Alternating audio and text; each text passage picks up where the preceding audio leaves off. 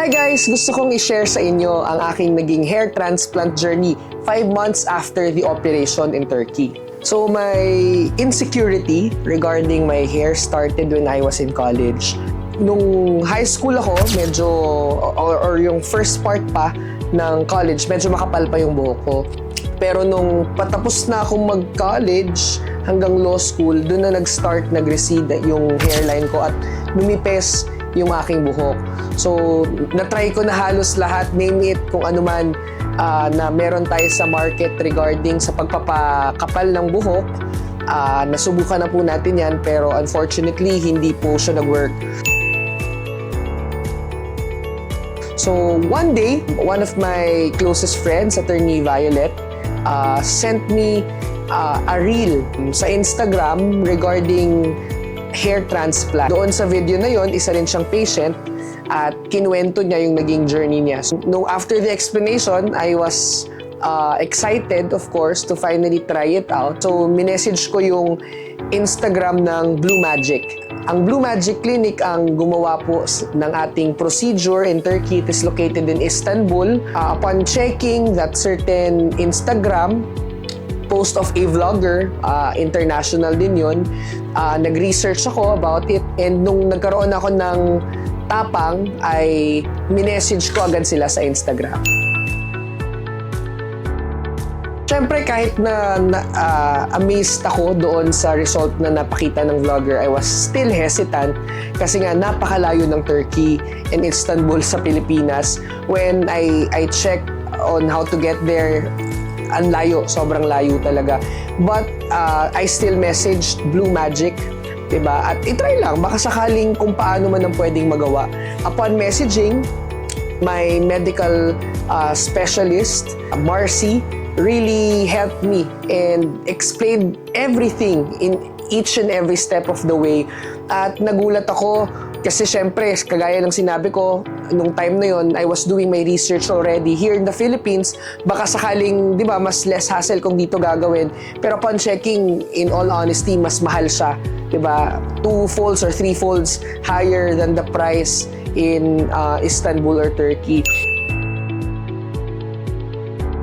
Kaya nung nakita ko and in-explain nila sa akin yung buong procedure through Zoom. So, ang mangyayari lang, kapag magpapacheck ka and it's for free, i-check lang ng inyong medical consultant kung ikaw ay pwede doon sa operation na gagawin. Kasi titingnan yung donor area mo if it's still possible at kung kaya pang magkaroon ng transplant to your hair.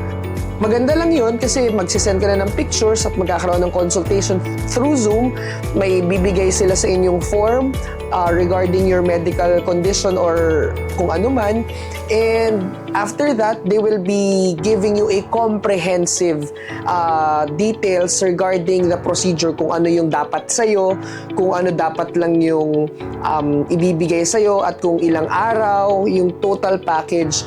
And kung tutusin po ninyo, kagaya ng sinabi ko, mas mura ang entire package na binibigay ng Blue Magic in Istanbul, medical institution na gumagawa ng hair transplant in Istanbul, Turkey. Siyempre, upon checking, yung presyo ay abot kaya naman, di ba? To be honest, nung nakita ko yung presyo, parang i-add ko lahat ng mga na-try ko na produkto dito sa Pilipinas. Parang mas marami akong nagastos nung compared sa magkakaroon ka ng hair transplant. Kaya ang ganda rin. And mula sa airport, there will be giving you an airport transfer na sobrang premium para kaming mga artista nung pagdating namin sa Turkey. Napakaganda nung kotse. So hatid sundo po yun mula sa airport papunta po doon sa hotel. Kagaya ng sinabi ko, since comprehensive yung package, kasama na po doon yung pagsistayan po ninyo ng hotel from the time being na kayo ay i-undergo yung procedure hanggang healing po ninyo. So it depends kung ilang araw kayo magkakaroon ng hair transplant. Doon din yung libreng hotel. And guys, 4 to 5 stars yung hotel na ibibigay sa inyo. Kaya napakagandang experience. ano ba yung kailangang ihanda kung sakaling napag-decide ninyo na mag-undergo ng procedure. Kailangan nyo lang po ng ticket. Back and forth, kayo ang magbubuk nun. Since medyo matagal pa naman yung procedure, mas mura pa naman din yun. Marami mga budget airport na napakaganda ng service. Worth it and affordable pa rin naman. So, yun. Ticket na lang papuntang Istanbul. Then the rest, kung hindi kayo magtutour, sila na ang bahala sa inyo. So, napakaganda. And we will be showing the before and after.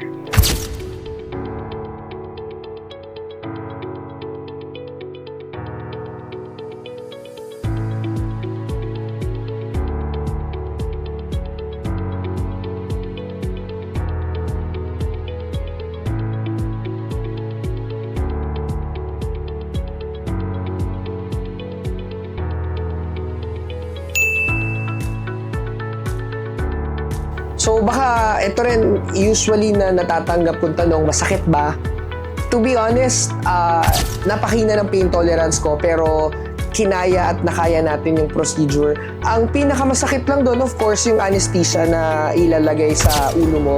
So since this will be the donor area, yung nasa gilid ng buhok natin, dito kukuha ng buhok. Okay, then yung kukunin dito at saka ilalagay dito. So since medyo entire head ang kailangan, may anesthesia dito sa donor area at doon sa recipient. So yun lang yung pinakamasakit, 'di ba? Which is tolerable naman dahil napakagaling at napakaalaga ng mga doctors natin sa Blue Magic. So I'm encouraging everyone. I think now is the perfect time, kagaya ng sinabi nga ng aking mga doctor sa Blue Magic. Habang mas bata, mas kailangan natin ng hair transplant para mas mahaba pa po yung resulta na mananamnam natin yung satisfaction of the hair transplant. So, wag na kayo mag-hesitate. At ang pinakamaganda po dito, again and again, consultation, first initial consultation is free. So, upon the check-up, di ba, and initial assessment, sasabihin po nila kung kayo ay best candidate for the procedure or operation. Then, yun. After nun, pwede kang mag-decide if you will undergo it or hindi. At sila na po ang bahala. And yun ang pinakamaganda sa kanila. Never kong na-feel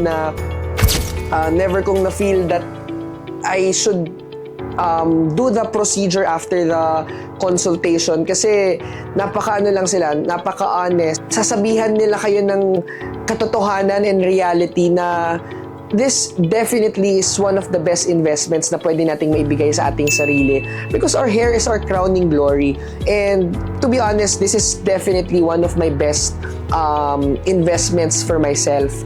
And kumbaga, sana ang pagsisisi ko na lang, sana mas nakilala ko sila ng mas maaga, pero I think this is the perfect timing.